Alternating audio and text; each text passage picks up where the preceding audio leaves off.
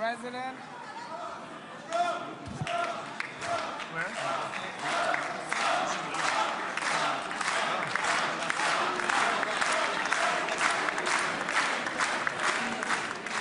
Come on up, opposition. Come on, opposition. Yeah. Okay.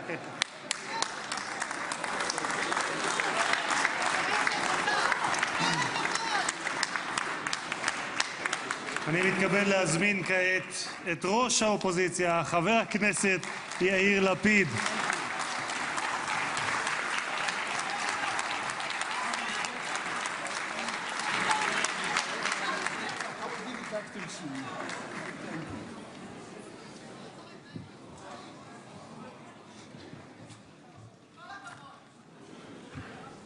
Mr. Speaker, members of Knesset, ministers, President Herzog, Prime Minister Netanyahu, distinguished guests, Your Excellency, President Trump. For 2 years, we waited for this moment. 2 years of sleepless nights, 2 years without air in our lungs. Our eyes are filled with tears today, our hearts are filled with gratitude, our children are coming home.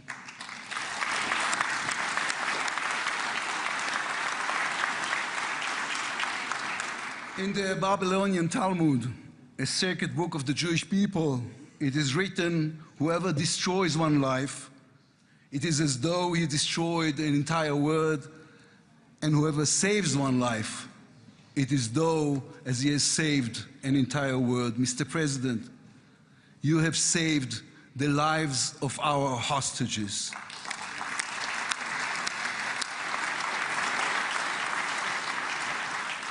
But you saved so much more. You have saved the souls of the bereaved whose loved ones now will be brought home for burial. You have saved thousands of soldiers who will now not fall in battle. And you have saved millions from the horrors of war.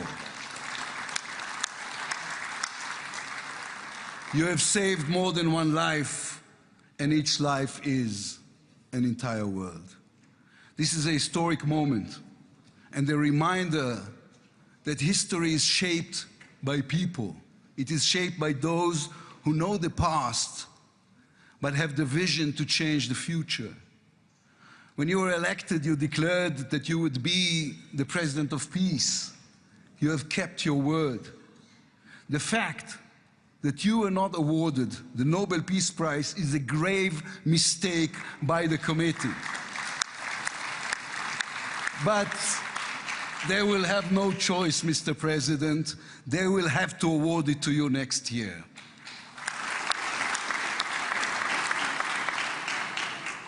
Peace will not come by waiting. It will come by building, by reaching out, and by daring once again to believe. You, Mr. President, have done the unimaginable. We will be eternally grateful. But we also need to take responsibility. The destiny of Israel will always be written by the people of Israel.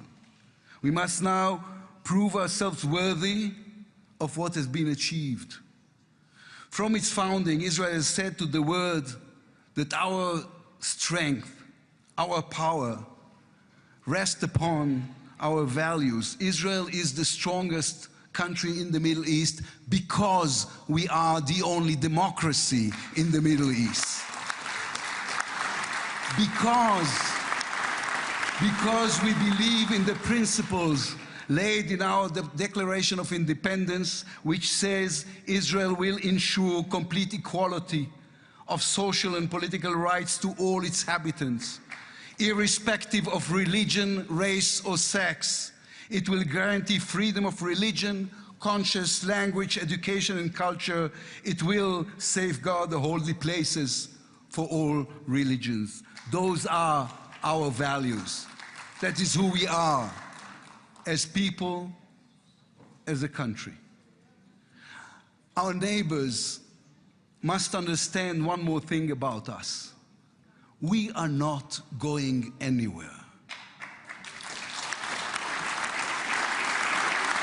The Middle East is our home. We are here to stay. Our story did not end in the Bible.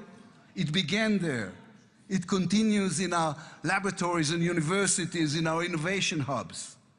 Hamas, Hezbollah, Iran, and the Houthis, they all read the wrong intelligence reports. The real intelligence report on Israel's intentions is found in the book of Genesis. And I will give you and your descendants after you the land of Canaan for an everlasting possession. We call upon the nations of the Islamic world and all our neighbors, Saudi Arabia, Syria, others. We are here to stay. We can do great things together. Come and talk to us. Mr. President, you are the one who can make it happen as you did with the historic Abraham Accords. Then too, no one believed it was possible. Then too, you imposed your vision on everyone. While others spoke of difficulties, you created opportunity. You can be the one to bring the next wave of peace. The people of Israel support this. They want this. We are ready. And you can later today in Egypt with your unbelievably talented team, my friends Steve Witkoff, Jared Kushner, Marco Rubio, Pete Hegseth, forge a regional alliance that will change not only the Middle East but the entire world. After 2 years of war, the peoples of this region should look around and ask themselves, whose situation is better? Those who chose the path of peace or those who chose the path of war? Those who invested in their people, in the education of their children, in science and education and technology, or those who invested in hate and in violence? From here I say to all those who demonstrated against Israel these past 2 years, on the streets of London and Rome, in Paris and in Columbia University. I do not represent the government. As you know, I am the leader of the opposition. And I tell you, then, you were deceived. You were deceived. Propaganda experts, funded by terror money, manipulated you. Now that the war has stopped, you have time and a chance to go and learn the facts. The truth is, there was no genocide, no intentional starvation.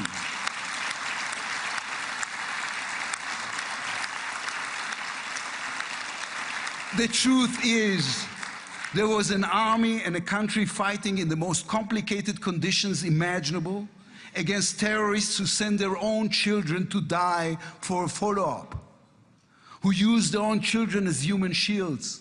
The truth is that a democratic state was attacked by a fanatical terrorist organization. 1,200 people were killed in one day, women were raped, babies were burned alive.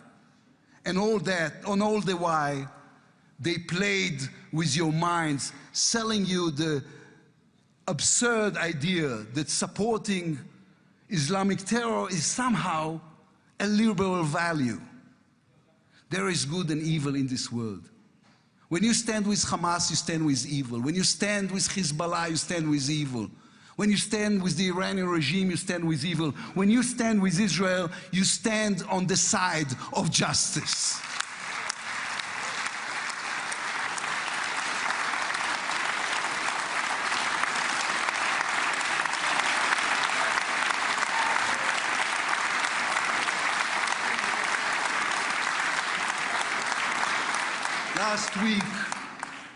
Last week I attended the 7th October memorial ceremony. An inspirational woman called Galit Dan spoke on stage.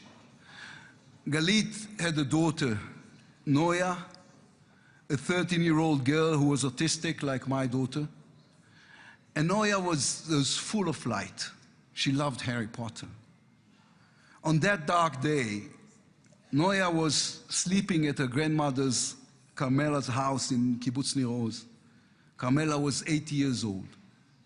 Their bodies, grandmother and granddaughter, were found embraced. They were murdered together. On stage at the ceremony, Galit said a sentence that moved us all. "We don't want revenge," she said. "We want redemption." Today, the redemption begins. Israel has endured 2 terrible years on the battlefield and in the international arena. But in those 2 years, we also rediscovered our own greatness. We remember how good we can be. Our pilots who took control of the skies over Iran, our industries leading the world in technology, our civil society, which reached out to help every victim of the war. We will move forward toward a different future. Our heroic soldiers who saved us all will fold away their uniforms and rise as teachers and engineers, scientists and innovators, investors and small business owners. We will never be able to repay the debt to those who sacrificed everything these past years, to those who, as President Lincoln said, gave the last full measure of devotion. We can only be worthy of them, worthy of their sacrifice. Mr. President, allow me to speak also to the businessman in you, the deal maker who understands value. If there were one stock in the world I would invest in today, it is the State of Israel. If there were one nation that deserves unrestricted access to GPU chips, to AI and SMR technologies, to American markets, it is the State of Israel. Israel's future is intertwined with our eternal alliance, our strategic and moral covenant with our greatest friends, the United States of America. This war is over. We will always need to stay vigilant, to guard against those who seek our destruction. But the State of Israel is about to reinvent itself. The challenges ahead demand not only strength, but a new vision. It's time to take a new path, to be a nation that is advanced and thriving and peace-seeking. We have waited for this moment, for the end of the war, for the return of the hostages, for the chance to rechannel our grief and loss into the energy needed to rebuild our nation. Thanks to you, Mr. President. Thanks to our soldiers, our lions. Thanks to the millions of great Israeli patriots who filled the streets and the square and never, not for one moment, gave up on the hostages. Thanks to all of them, the strength within us can now rise, succeed, and build for our future and for our children. Thank you very much. God bless the United States of America. Am Israel Chai.